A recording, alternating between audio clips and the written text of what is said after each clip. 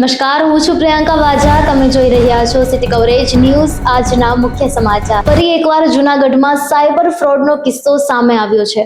વિસાવદર પોલીસે 1.73 કરોડના cyber ફ્રોડમાં account ભાડે આપી છેલ્લા 5 મહિનાથી નાસ્તા ફરતા આરોપી નિર્મલકુમાર વલ્લભભાઈ સાવલિયાને સુરતથી ઝડપી લીધો છે.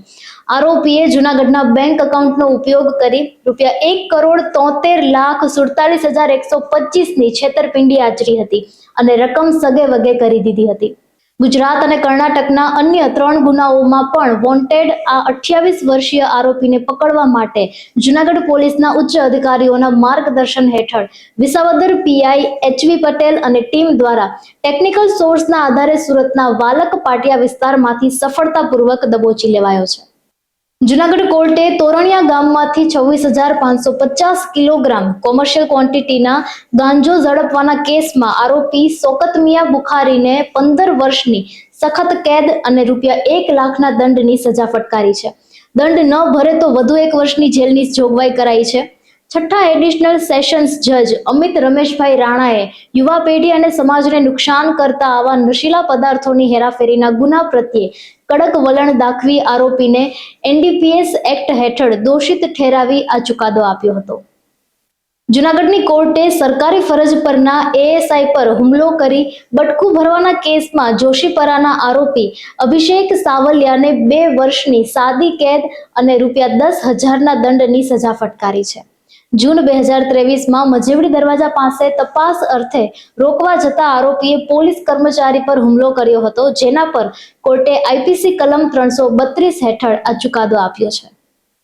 મુક્તાનંદ બાપુના જન્મ દિવસે જૂનાગઢની પ્રેમાનંદ સ્કૂલ ખાતે યોજાયેલા રક્તદાન કેમ્પમાં 152 લોકોએ રક્તદાન કર્યું હતું, જે સિવિલ હોસ્પિટલ બ્લડ બેંકને અર્પણ કરાયું હતું.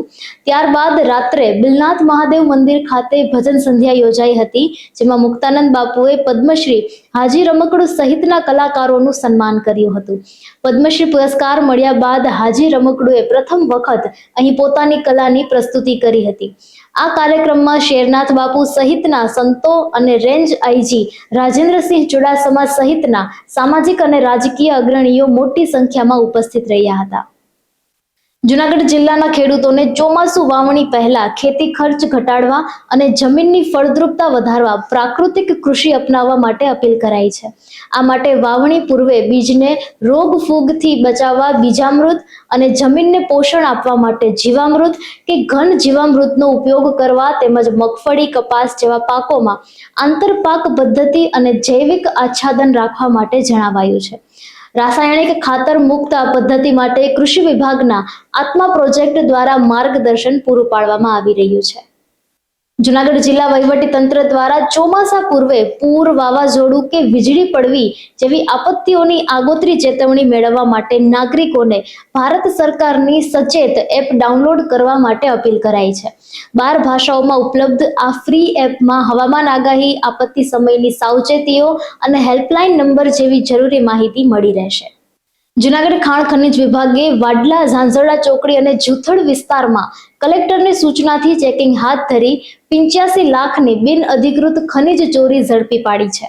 સાદી રેતી, લાઇમસ્ટોન અને બ્લેક ટ્રેપનો રોયલ્ટી પાસ વગર વધુ જથ્થો લઈ જતા 4 ટ્રકો જપ્ત કરાયા હતા. જોકે ખનિજ ચોરોએ સ્થળ પર જ જીઓ માઇન એપ દ્વારા દંડ ભરપાઈ કરી દેતા વાહનો મુક્ત કરાયા હતા, પરંતુ તેમની સામે કાયદેસરની આગળની કાર્યવાહી હાથ ધરવામાં આવી છે. ગીરના સિંહોમાં બેબેસિયા રોગચાળો અટકાવવા માટે પશુપાલન વિભાગ દ્વારા સઘન ઈતરડી નાશક કામગીરી શરૂ કરાઈ રહી છે. સિંહોના મોતના પગલે અનેક સિંહોને આઇસોલેટ કરાયા છે. આ રોગ પશુઓની ઈતરડી દ્વારા ફેલાતો હોવાથી ગીરના નેસ અને આસપાસના ગામોમાં પશુઓ પર એક્સરીડાઇઝ દવાનો છંટકાવ કરીને ઈતરડી નિયંત્રણની કામગીરી હાથ ધરાઈ છે. રાજકોટમાં 5 જૂનથી યોજાનારા બાબા બાગેશ્વર ધામના ધીરેન્દ્ર કૃષ્ણ શાસ્ત્રીની કથાનો વિજ્ઞાન જાથા દ્વારા વિરોધ કરાતા મેંદરડાના મહામંડલેશ્વર સુખરામદાસ બાપુ લાલ ગુમ થયા છે.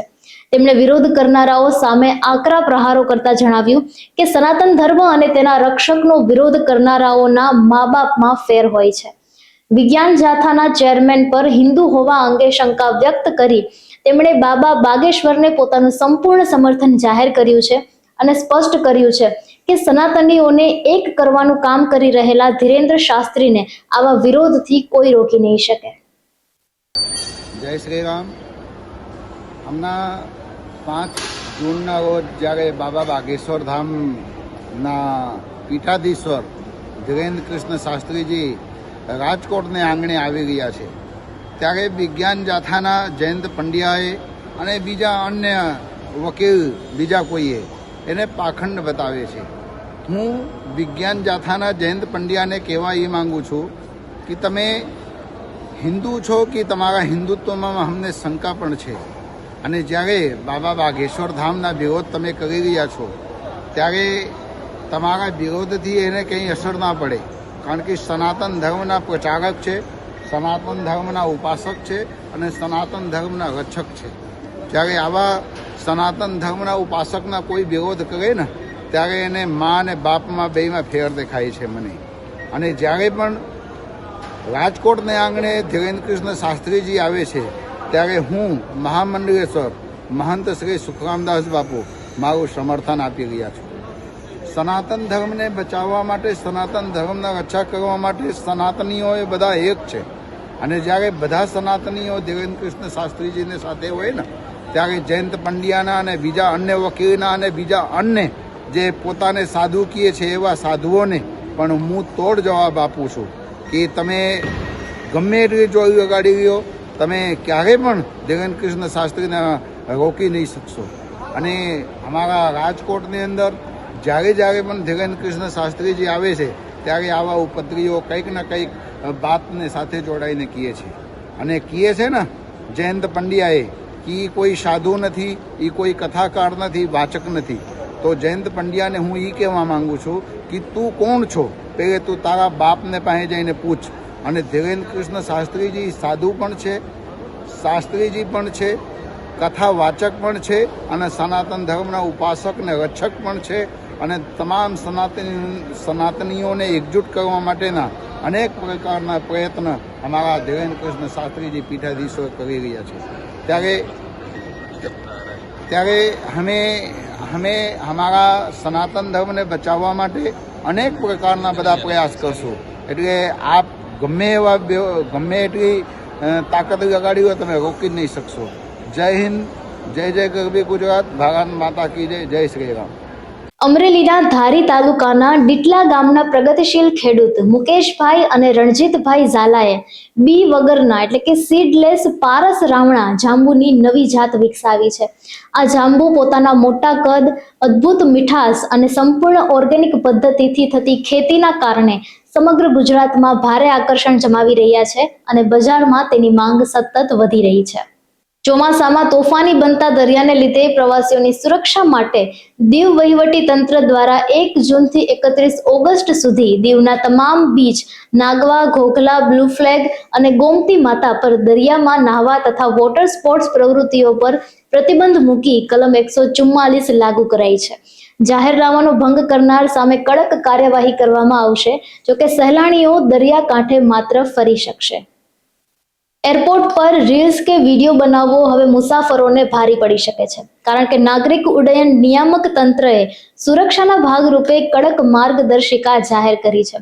સોશિયલ મીડિયા પર એરપોર્ટ ચેક-ઇનથી બોર્ડિંગ સુધીના વિડીયો અને વ્લોગ શેર કરવાના વધતા ટ્રેન્ડને રોકવા માટે આ નવો નિર્ણય લેવામાં આવ્યો છે.